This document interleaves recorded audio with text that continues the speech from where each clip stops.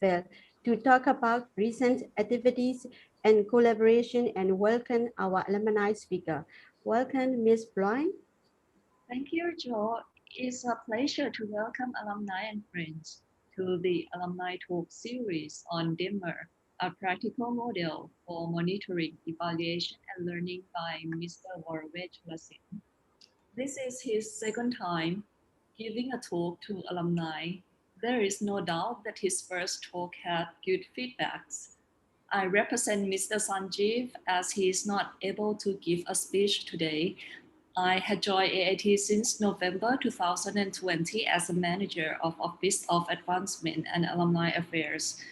In addition to my main role, I am responsible for all activities and relations of all AIT alumni.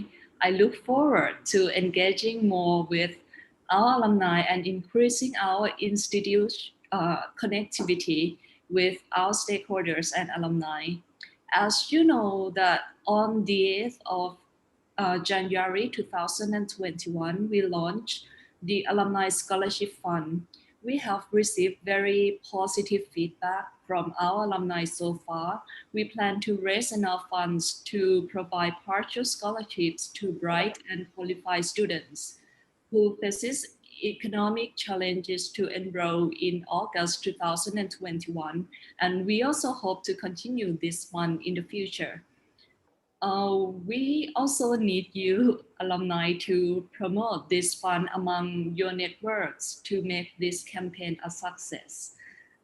If you would like to give a gift or support the Alumni Scholarship Fund, you can directly contact me. I will leave my email on the chat box. Hope you enjoy the talk today. Thank you, Ms. Blind. Now I would like to invite Dr. Navi, Vice President for Knowledge Transfer from AIT. Dr. Navi, please. Yes, thank you so much. And this is once again a great honor and also a very encouraging that the initiative on the GC Connect talks is continuing. And I would like to thank Voravate for choosing a very important and relevant topic at this point. And Voravate, as you know, is one of the key person in AIT Extension handling many projects. And I'm sure that he will be able to share some really great insight, not only from his own personal understanding, but also from the AIT's contribution to many projects that he is working on and other colleagues are working on. So I would like to welcome all our fellow alumni who have joined today. I know this is midday as in some locations and people must be busy. So finding time to join this talk is really very encouraging for us to continue. Just to mention that we will soon be starting a few more series, a series of talks with the alumni that we had planned last year. For example, one of them is to find your fellow friends from your classmates. So you can send us a request and then we will try to arrange a get together for your friends and your classmates through our network. And the other series that we also are going to launch very soon is to meet your advisor or meet your teachers. So if you would like to get in touch with your professors at AIT when you were here, then we will be very happy to try and connect them and create a small meeting or a chat for you. So this way, I think the purpose of the GC Connect is to increase the interaction between alumni themselves and also increase interaction between alumni and AIT. So I'm really glad that this initiative that we started is now gaining momentum, and we plan to expand it. And I just want to share with you another related initiative, which is called AIT Enterprises Alliance. And that is another similar network that we have created between AIT and the enterprises, private sector, and also NGOs and government organization. And we hope that the GC Connect and the AIT Enterprise Alliance will be working together, because a lot of our alumni are also heading large organizations or part of the large organization. So they have participation in both the groups, both in AEA and GC Connect. And because both of them are under the same kind of a vision to be closer to our alumni, closer to the public, closer to the society. So I hope that this will enhance those two collaborations. So with those words, I thank you again, and I really thank Kun Voravate for taking this initiative. So once again, welcome, and let's enjoy this talk. Thank you. Thank you, Dr. Navi. Now, I would like to invite our speaker, Mr. Voravate. Mr. Voravate has been involved in consultancy and large-scale research projects carried out by AIT. He used to serve as team leader to carry out impact evaluations of the social inclusion project funded by INKEA Foundation and Special Olympic International. The project was implemented in Bangladesh, India, Pakistan, and Thailand. He served as lead consultant to conduct mid-team evaluations of regional marine resources conservation project and healthy community program under FAO, UNEP, and UNICEF, respectively. During the 2012-2014, he worked as development strategists to assess current policy and practice on environmental impact assessment in the Mekong region, and to recommend a strategy for improvement of animal health laboratory in Cambodia, China, Laos, Malaysia, Myanmar, and Thailand. As director of AID Extension, Mr. Babore served as lead trainer for international participants in project monitoring and evaluation in education quality assurance, marine resources management, and in livelihood development projects. So now let's welcome Mr. Babore. Mr. Babore, please. Thank you very much, everyone, for your very nice introduction, Shaw, and also hello, Faye and Dr. Naveed. Thank you, and also colleague from the Office of the AIT Advancement, Alumni Advancement, and the Office of the Graduate Clubs. I'm very glad to be here again. I remember that I been meeting my senior and my junior former AIT students and alumni of AIT last year. And last year, if I remember, I was sharing the experience that I got from the consultancy business, which is I engaged when I've been working in AIT. So actually, it's like welcome to our virtual home at this moment, and I would like to say that I'm very happy to have my beloved alumni joining this program and knowing what is going on at AIT, and also like Kun Ploy has said, if you can contribute to AIT in one way or another, and through fair the mother chapter or different channels, we will be very happy that we all can contribute to AIT. From my side, I do my best to contribute to my alumni fellows through various information sharings and experience sharing, which one way that I can give, because I believe that to me, to grow knowledge, sharing is the way, is to grow knowledge to everybody and to our globalization, to our world population. So to me, knowledge is not for keeping, knowledge is for sharing. And we can update knowledge all the time by our things that we are being practiced. And we also have to remember that nowadays, knowledge can be obsolete just overnight. So that's why before it's obsolete, I think the footprint and also the lesson learned should be shared with the colleagues, with the organizations, with the agencies, with the communities, and also with the global communities. So that's why we actually my colleagues at AIT also, in AIT Extension also, that thinking along that line, because if we don't produce knowledge from our lesson, I mean, then AIT Extension, my organization, and AIT and other partner inside AIT will not make sense. So I think knowledge sharing, which is leading by Dr. Naveed, unit is very relevant to everybody, to all of us. So I really encourage my brother and sister alumni to keep that in mind, and feel free to share the knowledge. I try not to make this session very informal, so I just try to not pay attention to my PowerPoint presentations. I have the PowerPoint presentation, but I will not use this afternoon because I think that will be making the talk very formal. So I just go through my story during the talk, and I believe that the colleagues over there can pick up the points that I make or the points that I'm trying to make based on their comprehensions of my presentation. If you need my PowerPoint presentation, I am happy to share my pure PowerPoint presentation about these subjects to you so that you can recall my presentation, and also you can link to my presentation and maybe see how it is relevant to your work. And that is something that I want to do this afternoon.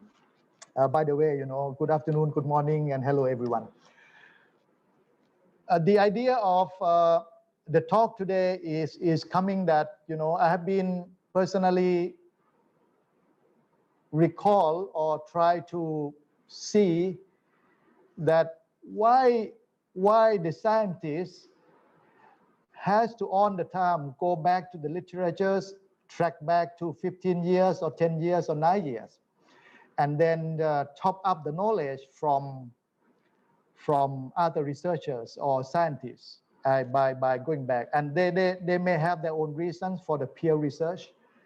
And then the question into my mind is that why not we are the one who create the knowledge, we create the first theory, and we are contributing to the future theory that the new generation is going to innovate or recreate. So that's why we came up with some of the theory and some of the practical theory and the models that we would like to present to you today. And that is, we would like to make the first footprint and allow you to digest and allow you to debate, allow you to criticize, allow you to make connections, whether it makes sense in your perspective. That is the first reason. The second reason is the dynamic of the changing environment today. I think the dynamic of the changing uncertainties and also the disruptions, whether the pandemic disruptions or technology disruptions, it may not be able to make the textbook's knowledge always applicable very easily. You need to spend time to digest. You need to spend time to make sense. You need to spend time to make linkage, and also you need to spend time on contextualization and also bringing up the case study. So to me, to us, I think creation of knowledge is looking at what is happening to you and try to make sense in a very packaged way so that other people can understand your thought. And that allows them to open mind and to expand the perspective. So the thing that I'm going to share with you today is actually coming from our own internal organizational research. So our practice in AIT Extension, in AIT, different units, we are actually observing our own organization. We are observing how the organization run, whether the organization running academically, it is the organization running, professionally, it is organization running in terms of the R&D, something like that. And we try to observe the dynamic of the organization, which is the feedback or the reflection of the organization, which is coming from the people behaviors in the organization, and also coming from the culture of the organization there, and also the work process, the operational aspect, functionality of the organization that try to make sense that we are focusing on. Okay, so that is how we did that and how we came up with this, DEMER model.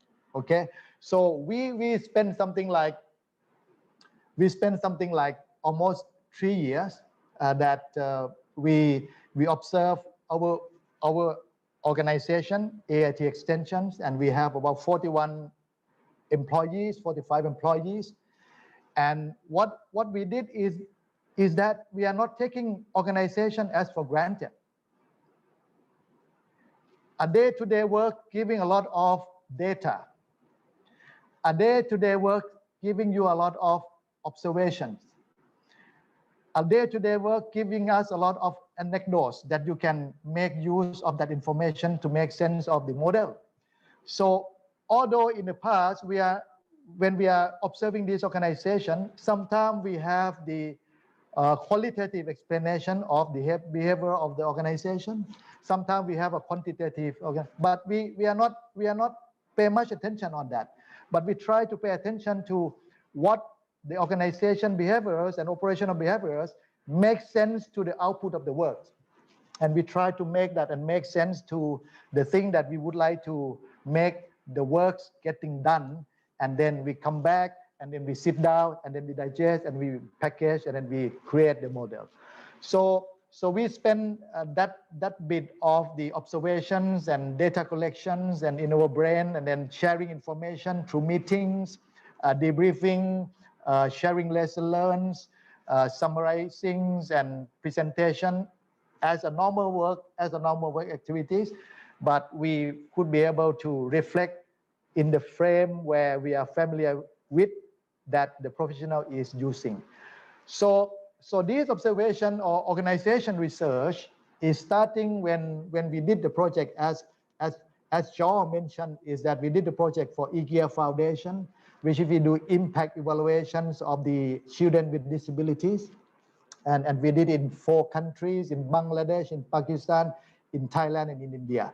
And that gave us some idea of we should use our experience and try to apply that, how the organization and project should make use of that, process and package and model that can be applied to small projects, medium projects, and large projects, regardless of the sector. So when you will listen to this, you might be able to connection with this in agricultural sector, in climate change sector, in infrastructures, in social inclusions, in environment, in energies, in public sector, so on and so forth. So we kind of bringing this into the package where open to the people to be able to digest and brainstorm to make sense of this model. So that is a bit of history that somewhat we proud of. So my point is explaining this one is day-to-day work give you valuable information and evidence that you can notice, that you can observe, and you can make sense how you can expand that to make sense professionally, academically, and also in terms of the innovativeness. So it is really important that if we are not taking it for granted, everything surrounding you can be value added. It can be, I confirm, it can be value added to you. So as you can see, then we don't know what to do. So we try to find the very short term so that we can deliver and people can remember, and we end up with DEMER model. And we believe that although it may be a very strange name or difficult to pronounce or difficult to say, but somehow it is working. Okay, this DEMER is working. At least it helps us to remember.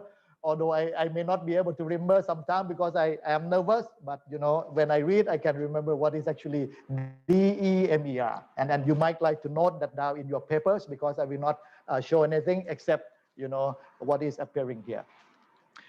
We found that the DEMER models has 2 applications, and you may prove whether it's right or not right in terms of your projects that you are doing or your work that you are doing. The first application of this DEMER model is on a project management. All right, it can connect to the project management cycle starting from you try to find the information, you try to find the previous study, you try to find the evidence and data that representing the previous problems and you want to solve today, and then you formulate the projects.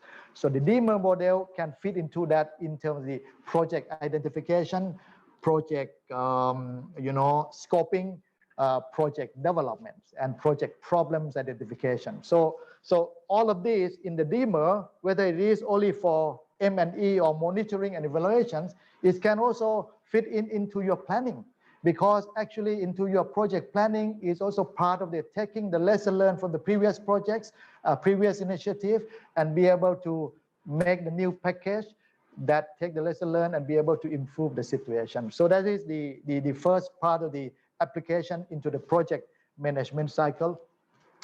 The second one is in terms of the project design. You see that in terms of the project design, we also need a lot of data. We also need a lot of information, so we can make the project based on the project objectives. And that information and that data may be available already based on the data that we collect from the field or based on the secondary data. And that is the thing that we can, decide the projects and make the project scoping, project objectives, and also the project specification that you can follow by the project activities and project implementation. And the DEMER is very important for taking actions. The planning is not enough. The project planning is not enough, but we need to have the dynamic of the project team that be able to get engaged, be able to understand the deliverables, be able to understand the timelines, and be able to understand how much project is moving forward. So actually this idea is not only for M&E per se or project monitoring and evaluation per se. We learned that if we keep on reminding ourselves on this model, it is driving your team. It is the method, it is the approach, it is the tools, it is the strategy to drive your team. So this thing can coming down from the big things and also coming down to the team and also to the individuals, and also even maybe this is a kind of a integration into your leadership. If we can remember these things, we will be always be able to be leading the team, executing the activities, and be able to track the progress. That is a very beautiful part that I like most. You know that the challenging of the running of the activity in organization is how you lead the team and how you make team members always with you, and how you make the team members always understand what is the target that we want to meet, and how you make your team member be able to share the information and reporting back. So we use a lot. Actually, I have to say that we use a lot of DEMER on a day-to-day basis, from morning to the evening, in order to execute daily activities, weekly activities, monthly activities, quarterly activities, half-year activities. So it is. I like this most. Actually, I like this most because it is something applicable right now, and also it is something having fun because dealing with team is not always easy. But once you have in mind that this is something that you have to do, then we can drive this forward by having DEMER. How to do it? I'm going to explain later. The next part, if you look at that. When we are working the projects, we have to generate the evidence. Now, the funding organizations like the World Bank, ADB, USAID, I believe also GIZ, other funding agency, FAO, UN agency, they are not now only concerning with the data, but they are also concerning what is the solid result that the projects can show to the donor agencies and also the client organizations that is representing the output or the outcome of the projects that can be used to create impact. So to us, we talk about evidence. We talk about evidence in performance-based management and result-based management. But I think it is very important that we need also to incorporate the evidence generation. And actually, this is my own assumption. We have heard many times from the workshop that we have with the donor agencies that you should generate the knowledge, you should generate the knowledge, you generate the evidence. So when the mission comes in, they can take a look at those evidence. Now we are having, actually today we are having a meeting on one of the ADB projects that we are running at AIT as of now. We are running the project called the Climate Smart Agricultures, and what we are talking a while ago is the knowledge products that the ADB mission will come into the field and see what is the knowledge products that you are going to transfer to the farming communities so that they can use these to change their practice in doing farming. So this is something that, the funding agency will not only look at the data, information, and big reports, but they are looking at something at very, very concrete, tangible, can be seen, can be touched, and can be representing the things. And large part of the projects there, you can see that 100%. DEMER is the direct tool that we can use for project monitoring and evaluation. That's why the reason when we have developed this logo, we are putting the DEMER inside. We are just putting this DEMER inside because we don't know where it goes. So we're saying, okay, DEMER is a feedback system. So DEMER is a feedback system, and then now we can take a look how we would go through these DEMER, applications in my next section of the talk. See, so this is the first frame that I just would like to share to my brother and sister over there. If you have any questions, you can drop your question into the chat box, and then later on I can read at the end of the sessions, and then we can entertain you with my ideas. You might have better ideas than mine because you are in the context of the situation over there. So that is never mind. We are learning together. Now when we are coming to the feedback system, the DEMER and the feedback system, we package this DEMER as the model for project monitoring and evaluation. Why we have to do it?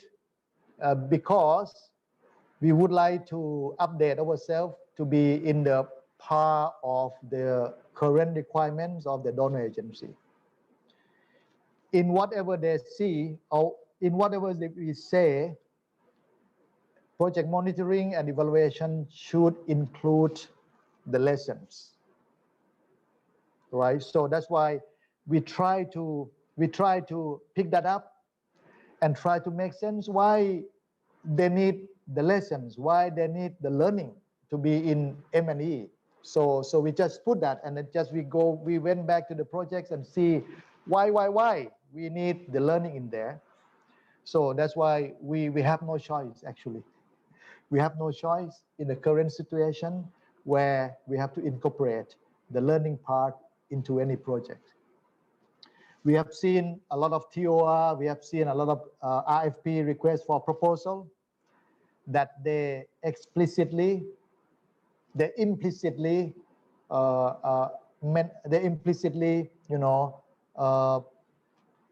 shape the requirement in a way that we should give concern to the lesson that we have learned from the field. So that's why the project monitoring and evaluation has to have the learning part. So if you go to the Google and you type Google MEL, there will be a lot of MEL coming to you, and that is very common now. Everybody knows, and you knows, and our professor in AIT knows, your students know that MEL, monitoring, evaluation, and learning is there. All right, so that's why this is something that we have to understand, and in any requirement for the monitoring evaluations or project proposal, project formulations has to be MEL. And after we know this, we have no choice. We feel that MEL is so broad, so then we can come up with, so how we are going to make this MEL in a shape where people can take action. So we came up like, okay, this is the thing that we should do. Number one is data. All right. So the first D is data. And data nowadays, what we found is not a problem at all. It is not that we have to wait until we pass the inception process or we pass the progress one process, and then we go to the field and then we collect data. As you probably know, now every government organizations, they have the open source, all the data are publicized, I mean the secondary data. So data is already there. All right. But if we were like 15 years ago or 20 years ago, and especially like I have direct experience in Thailand, in the CLMV country, getting data is not easy, because you have to send the letter, you have to make the request, and so on and so forth. But now the data is available for you to access. So the data in this particular time is not about source of data or who gives data. It is about choice of data that you want to make your projects, your MEL, make sense. So you can imagine that now we are having in dilemma of, we have too much data, and what secondary data we need to use or what primary we need to use. Now we try to make choice in terms of data that available in the project area and also in the agency. So we are no longer worried about whom to approach, how to request, how to collect, how to get it, but we are worried about how we are making focus that our exercise, our assignment will not taking too much time in order to pick up data, collect data, and analyze it, because data is a lot already, a lot. The real example, the project that we are working now, actually there are a lot of secondary data, and we are in debating now at this moment, should we go to the field and to collect data for the inception part, or should we go later because we already have secondary data a lot. So we have to make choice. Actually, our team now have to make choice of what source of data, what data we want to make. So that is the number one.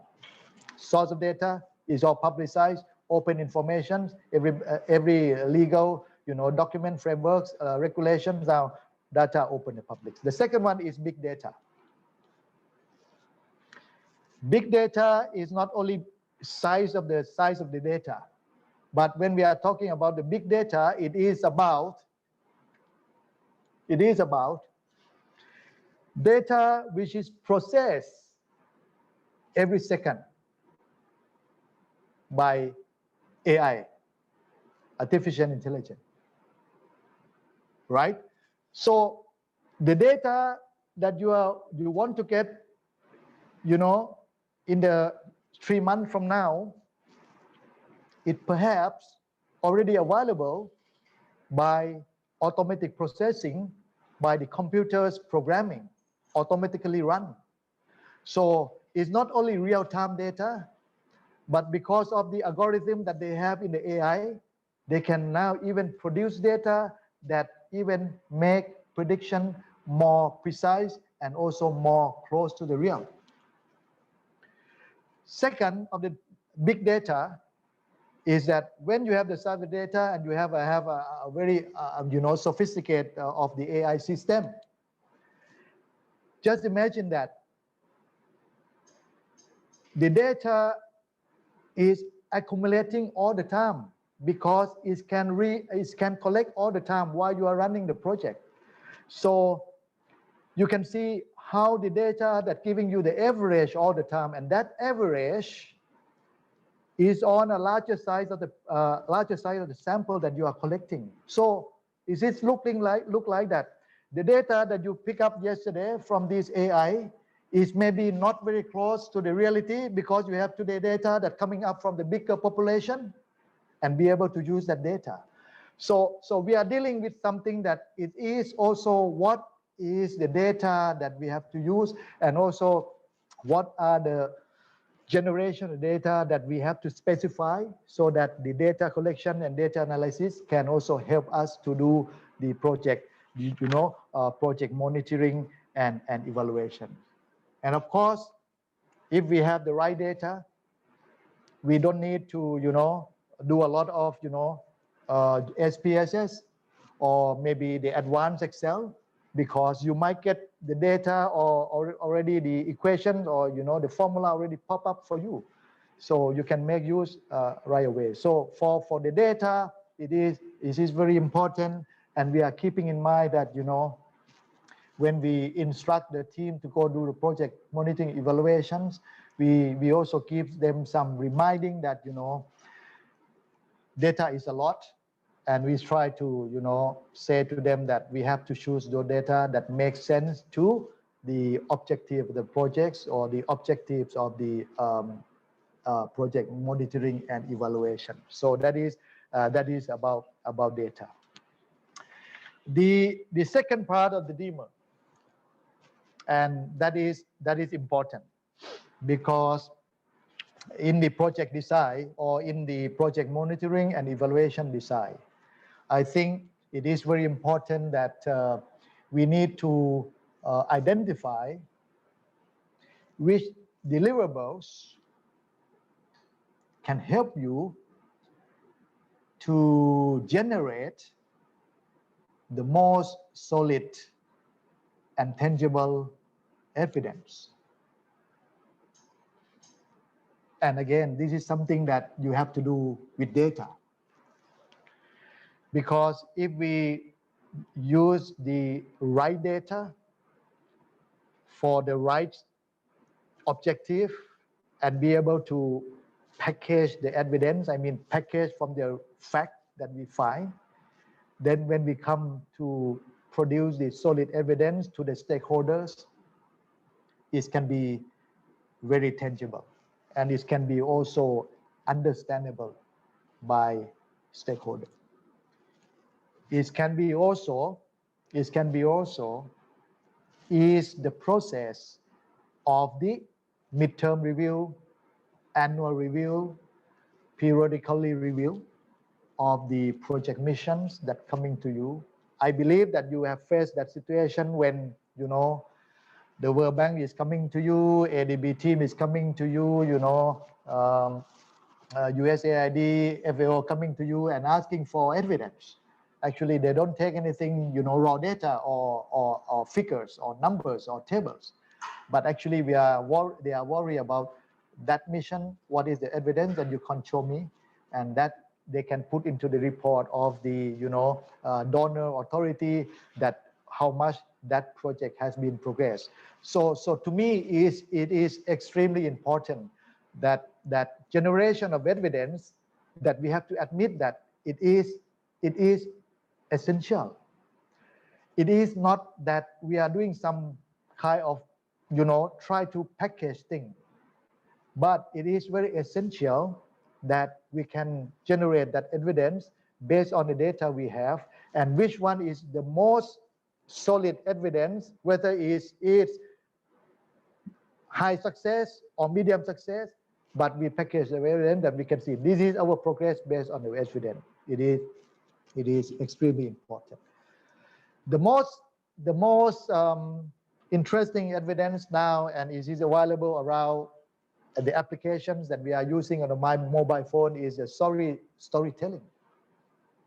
And we have no limitation at all today that we can use our digital device to produce almost the real-time evidence. So I went to the field last week. You know, we were preparing the inception reports. Also, ADB asked us, you know, you have to, because when you put this information into the inception report, when you present it, you have to show us the evidence of what is the baseline that you found. So what we did is that we just carry mobile phone. We just carry the microphone, the small set of microphone. And then we don't need any operators. It's just one-man show. And you can carry the stand of the camera, and then you go and take the evidence, and you know, tell the story to that. So when you put into the inception report, you are not only writing, but you also put the QR code, where the report reviewer can make the QR code, and then they can see the video. Okay, this is Voravate went to the field and he found this, you know, interview to the farmers, interview with stakeholders. We have a meeting, and that is the thing. So the evidence part is that the digital transformation is really make us have no choice to accuse that we cannot produce the evidence. And the evidence nowadays is so less expensive that we cannot, we can't no longer, we no longer be able to take that as an excuse. It is very less expensive. It is very low cost to the project. So it's opposite to the impact of the evidence. You can imagine how impact of the evidence can be created if you have a very solid evidence, and when people come to check the progress of the project. You see, so this is very interesting, and it is very technological oriented, you know, advice that I would say that, you know, in our project team, we should have the team who can produce the story, who can make the learning resources, who can also make, you know, the application of the mobile phones or cameras or anything like that to be able to record evidence. We also have a kind of a lessons that we learn that, you know, we invest a lot in the projects, but not be able to produce enough evidence. And actually, down the line, when we have to make a final presentation to the stakeholder, we will not be able to properly plan or even make that, you know, use of that resources. We were thinking that if we made that, I think our life in project presentation and convincing the stakeholder will be much easier, and the impression will be created along the line. So that lesson learned also we collect, because those days, you know, we are not having these YouTube or clips or video and application. So it's that lesson learned that we are taking in terms of the evidence. So keep in mind that, you know, practicing telling story, practicing using apps, and create your own stories and make your own collections. And one day, that story can make sense to what you are doing. All right. The third is measurement. So my friend, we can't get rid of the measurement. We can't get rid of that. I mean, someone may deny that, okay, result-based management, development for the results, you know, performance-based management is obsolete. The concept may be yes. The application may be rarely happenings or, you know, easy to apply. But when it comes to the project, you need to measure the progress with the measurable result. But my point here is not that you are measuring hundreds of indicators. We can't. We don't have money. We don't have time. We don't have data. So we can't, you know, accept any specification of the RFP request for proposal that we can measure hundreds of indicators for so what output that you demand us. We have to be very selective. In the project proposal, in the project writing, if the donor agency asks you to recommend you what change to be made in that project proposal, perhaps this is one of the things that you can recommend, you know, especially on the measurements and indicators or criteria that you are measuring the project.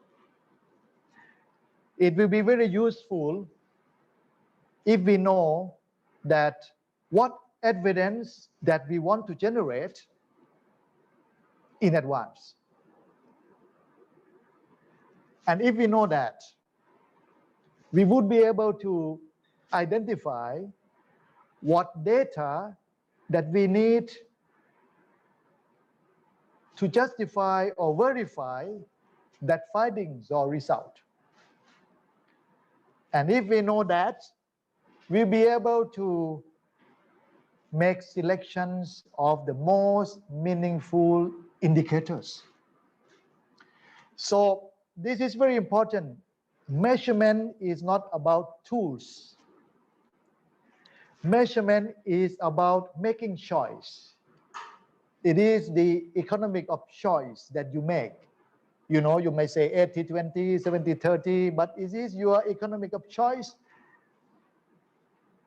that you can benefit most out of that measurement and indicators. You know, I studied in AIT. I graduated from CERT, from SERD in 1994. You know, at that time, our school, our division called Human Settlement. And, you know, I remember one of my professors taught me about I remember all the time.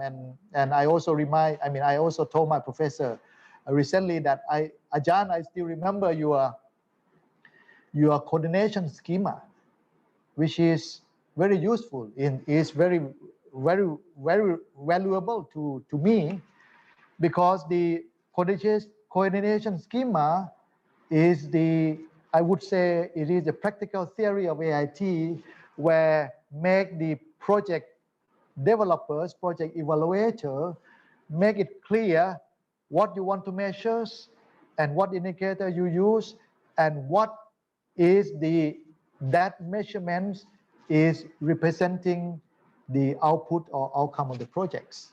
So the coordination schema is making us to be very selective by putting the criteria and indicators and variables into our tools. And this has to be done from day one. It has to be done from day one. The identification of the measurements, measures, indicator, it has to be done from day one that we start the project. It's no longer that M&E is coming at the end of the project. The M&E is always, what do you call that? Going in parallel with the project implementation. And trust me, if you have in mind that any indicator you clear from day one of the project design stage, your life of monitoring evaluation will be much fun, no pain, and great. All right, so this is very important things. And then last part of the measurement, because now I have portions of the time, is that we have to be very selective to the indicators, and also we make sure that the indicator, it is actually representing the evidence that we want to explain to the reviewers, to the audience, to the stakeholders and public at large, so that people understand what you produce from that project. All right, that is number 3. See, measurement. The next E, this E is I didn't know how to put that, so we say that unpack error. So we just pick up the E in the middle. And we say that it is nowadays, it is the world of embracing mistake, embracing early, embracing mistake, embracing error. However, embrace it at the early stage. Don't wait until we make too much mistake. All right. So we have to appreciate the mistake. We have to appreciate the errors as early as possible. Don't make it too late, because if it is making too late, you will not have time to make adjustment. But our point in DEMER here is take knowledge as the lesson. Take knowledge as a positive thing. Be open-minded. Feel free to share information. Be fearless. Having a courage to sharing that information and try to digest information to improve the situation and make the future better. So unpack errors is the sign that we need information. Unpack error is the sign that we need idea from stakeholders, sharing from stakeholders, information, data. Unpack error need consensus building. That before you say this is the error, everybody have to agree to disagreement, and that will be error that everybody happy about it. And unpacking error meaning that we are making decision of the solution together. So unpacking error is not the result. Unpacking error is the side where you are learning to the team, organize meeting many times, be open, feel free to share, no anything under the table, under the carpet. And after the meeting, people feel like relaxed. And then we take that error in a very positive way. And then we have the plan to address error. And that is great. That is already positive. And that is already well taken by the donor agency. Donor agency don't complain or blame you on errors. They want you to record errors and find solutions and share the lessons. That is about the unpacking error. Unpacking error, and those who are, study or, expert in the innovation science is the way to create innovative thinking, because it allows you to go back to the previous practice and also allow you to review and get the ideas from the key actors and then produce the new knowledge. So unpacking error is a science, is an educational, is something that we can make use of that. And it's never end. It is always possible to do that. So it is not negative at all. So this is something is very important. And last part of the unpacking error, I must say, we should not create the environment and culture of the organization to obstruct the process of learning from errors. Okay, many organizations have limitation in that, but we need to address the environment. We need to address the culture of the organization that open-minded and be able to use the errors to make it useful. And last part, I'm coming to the last part, and this is also very important for me. It's very important. It is reporting. It can be every hour. It can be every half day. It can be every day. It can be every half week. It can be every week. It can be every 2 weeks. It can be every month. I told my team that the more you be able to report and adjust, that is the more that allow you to come close to the realities and the natures of what you have to do. But we are not living in a luxurious world that we have time, we have resources, we have many things to do. So we have to find how frequent that the projects and organization can make the periodical reporting to the team, to the superior, and also to the organization and to the donor agency. All right, so we have to fix that. Reporting is a mechanism which is not only the technical part, but it is the mechanism where you create the environment that improve the way you do the work and also accelerate the execution. All right. If your project or organization is less effective and less efficient, the cost of reporting, the time that you spend for reporting might be high, because you can imagine that you need to follow up, you need to ask, you need to this and that. But if your organization and your project have higher efficiency, high effectiveness, you might not need frequent reporting, because you can move it on. You might not need to meet every day, you can meet every week.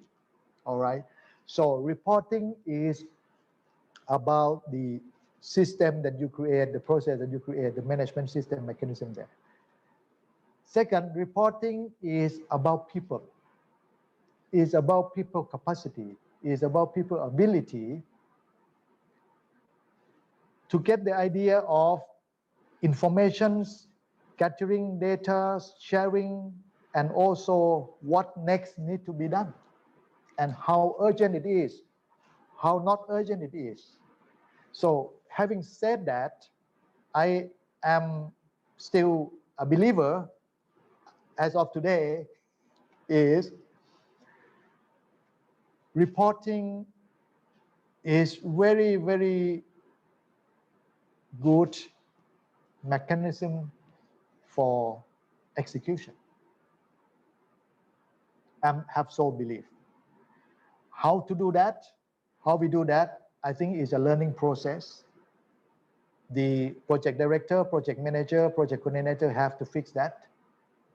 It is inside the reporting system, but we solely believe that reporting, regular reporting, these things can become the mechanisms or the strategy for execution.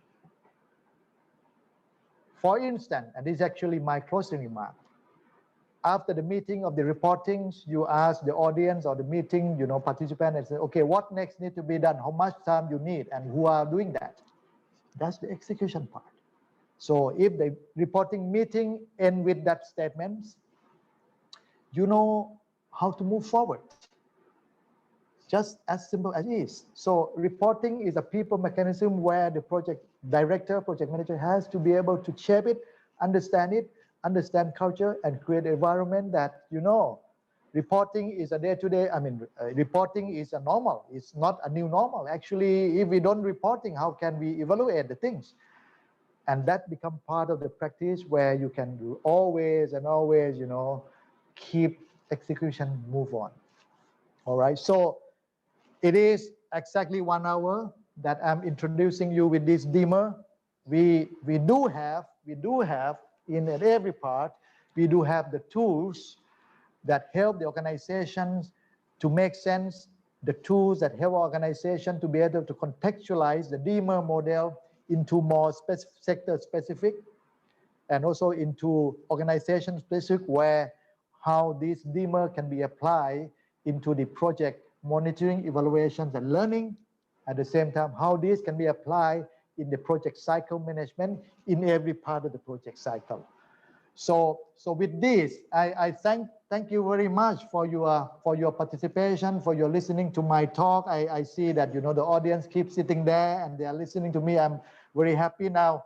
I will have a pause and I will just look at any questions if you have. So feel free to ask questions. And now I'm looking at the question box. There somebody say hello. Greetings, and yes, very, very happy to see you. Okay, someone also asking for scholarship from AIT, so that is interesting. So I will have to keep that in mind. What is good? I'm happy to meet you by batchmate. Okay, great. Yeah, I also a question. Does the model applies to any type of the projects? What make this model are effective compared to the traditional M&E framework? Thanks.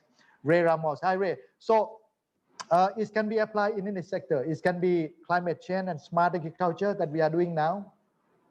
It can be, special education for children with intellectual disabilities that we are doing. We used to do it.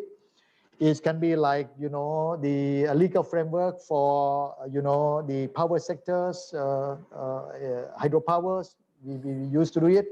It can be for, health science education that we are doing it. So actually, it's not the sector. It is about what metrics that you are making. Just imagine, on the top of the table, you have the sectors, and you might divide that sector in different, components. Okay, say infrastructures, you have the physical infrastructures, you have the construction materials, you have the, technologies, you might have the policy and procedures, you may have a contractual component, and on the right side of the table, you have this DEMER. Then you can map out actually what DEMER can fit into this metric for your infrastructure, road construction, highways, waterways, and so on and so forth. So the DEMER per se will not limit to any sector.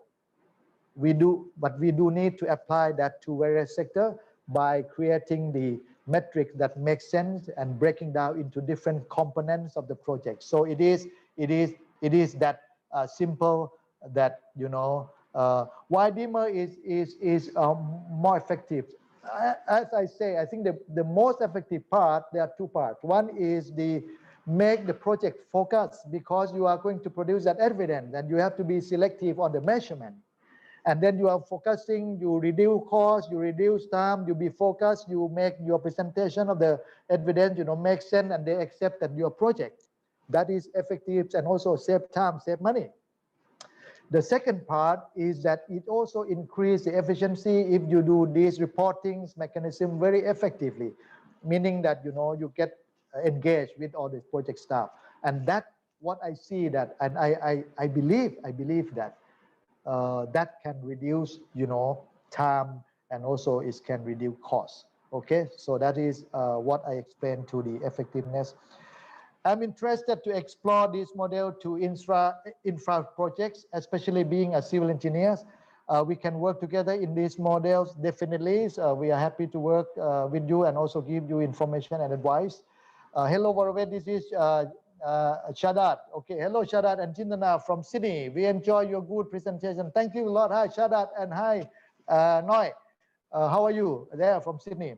So, reporting predetermined parameters. So the question is, so Shadat is very kind to put also question. One question is that, in your comments on the automate regular reporting with predetermined parameters, one question, what is your comment on automate regular reporting with predetermined parameters? This may save time to write again and again every week or the month. I would say it depends on the requirements of the project donors and the project owner.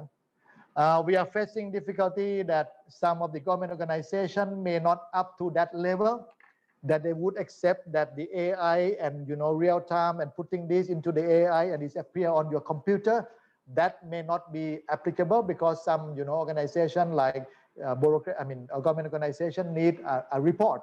So that is maybe the limitation. So I think until and unless they have the regulation of M&E that cover accepting the e-documents or accepting the automated data population and parameter reporting, then at that stage, we can do that. I'm not sure whether in Australia they're having that, but for sure in Thailand, we are not up to that level yet. We're still, talking about, take reports, annexes and translation of that report into Thai. So it is very much impossible as of now that we are, populating the data all the time, and people view that and say.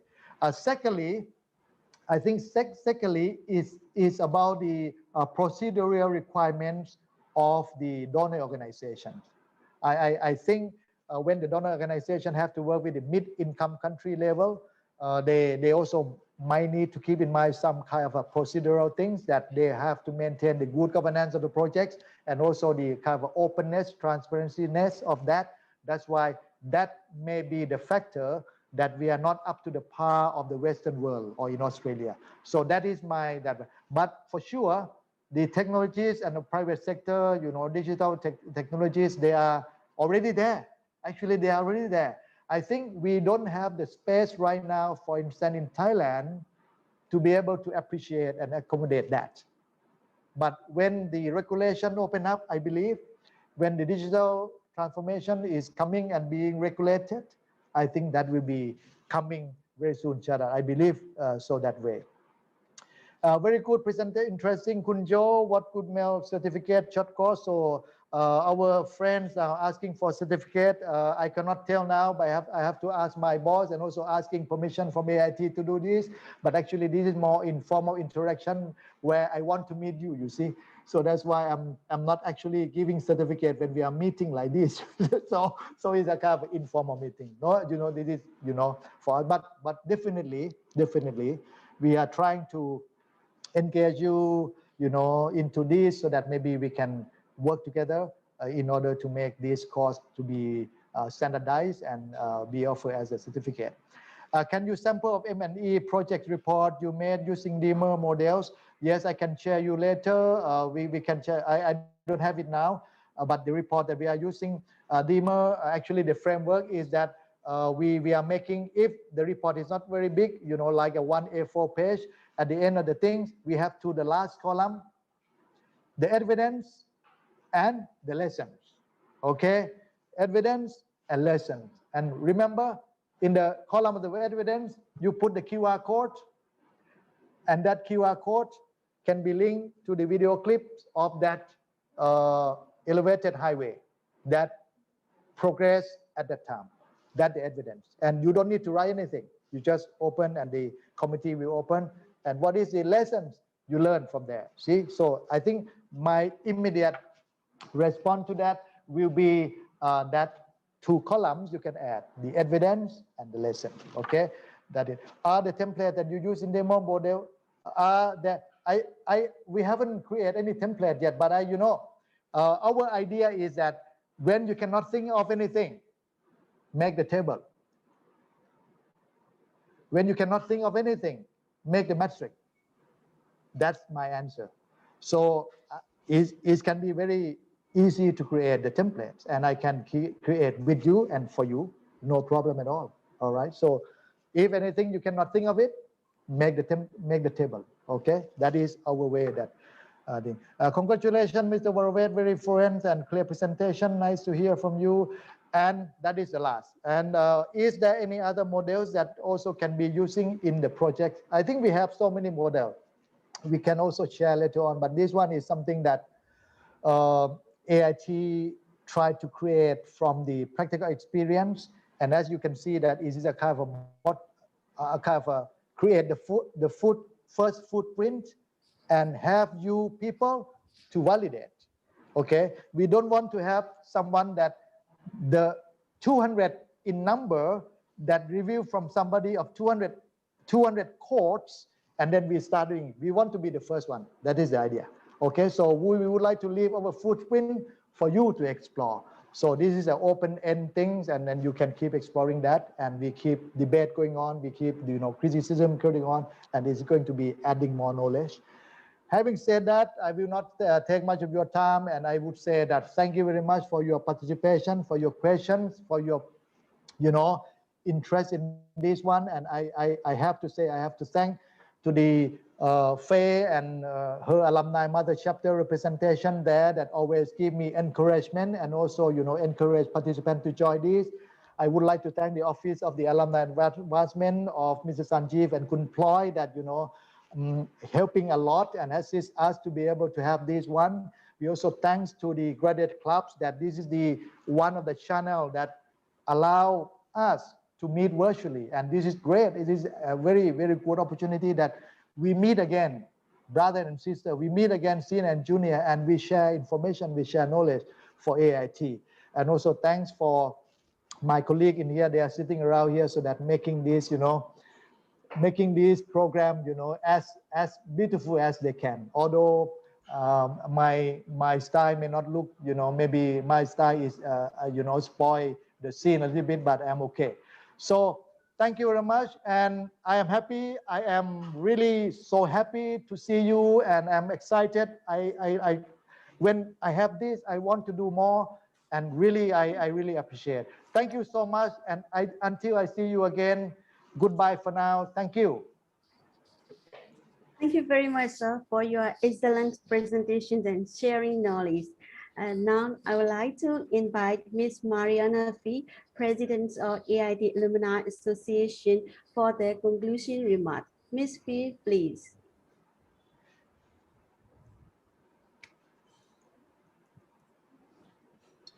Good afternoon, AIT family. The AIT Graduates Club is happy to be back. We are back for 2021. So on behalf of the AIT Alumni Association, our AITAA Governing Board, our AITAA Headquarters Executive Committee, and our AIT alumni spread all over the world, we thank the Asian Institute of Technology, particularly the AIT Extension, for providing this opportunity for us alumni to have another channel for lifelong learning. This is one of the technology venues where we, alumni of AIT, can get connected, go communicate, and give contribution to AIT and our alumni. It is a channel to learn how we have created a social impact to our communities, to our countries, and to the world. So even without leaving the comforts of our home, we can travel back and visit AIT and have access to the invaluable intellectual and social content of researches, lectures, and works of our AIT faculty, staff, students, and co-alumni. With the use of technology, we can meet and organize ourselves like this webinar, and recently have the virtual reunion and party hosted by our AITAA USA chapter. And of course, we can dwell on the more practical stuff like our very engaging topic today, another methodology for the practice of monitoring, evaluating, and learning, which we fondly call MEL, the DEMER. Of course, the purpose of MEL practices is to apply knowledge gained from evidence and improve and analysis to improve development outcomes and ensure accountability of the resources used to achieve them. And we AIT graduates have been honed to apply the knowledge we have gained formally, not only in AIT, but in our other endeavors after AIT. I have always thought that differentiator of AIT is teaching the practical use and management of technology to its students so that there is continuous learning and growth. We see the impact of our works and efforts. The evidence is that we, AIT alumni, continue to contribute and hopefully give back to AIT. May I thank our colleague and my friend, Kun Voravate Chonlasin, Kunjo, for the interesting discussion of another practical method of organizing how we can continue to accomplish the work that we do, even during this pandemic. More than ever, these are practices that we may use, even just to do our everyday stuff, taking care of ourselves and our family. And even in choosing the ways how we can protect ourselves from this virus and choosing the vaccines we can use. Exactly. May I therefore invite our alumni to volunteer their time, experiences, and resources to expand this opportunity. This is our joint AITAA and AIT project. We are ready to hear about your work, your hobbies, your achievements. We are ready to welcome you to our AIT home. You know, this may be challenging times for us, but this is also an opportunity to take stock and be with the people who matter to us. This is our opportunity to touch base and share with each others. Let's not allow this opportunity to pass. We have had a good practice last year with data, plenty of data, with plenty of learnings and the lessons we have gained. Let's come and connect and communicate with our AIT family, and let us contribute our precious time to be with our AIT friends. On a side note, let us continue to pray for our colleagues, our co-alumni, and our friends in Myanmar so that they can be safe while fighting for their rights to have a democratic country. May they achieve the aspirations they have for their country. So our friends from Myanmar, we are praying for you. Again, thank you to all the organizers of this event, led by Dr. Navid, Kun Ploy, our very own Miss Jot, and most especially our excellent resource speaker, my friend from Bangkok, Kun Voravate, Kun Jo. Thank you. Thank you. Thank you very much. Let us practice MEL, analyze our real-time data, produce evidences, measure with the metrics we have chosen to measure, envisage and anticipate any risk we can mitigate, any omission or commission of errors, then report and share the results and outputs, how our people have developed, learned, and delivered. So let's take action.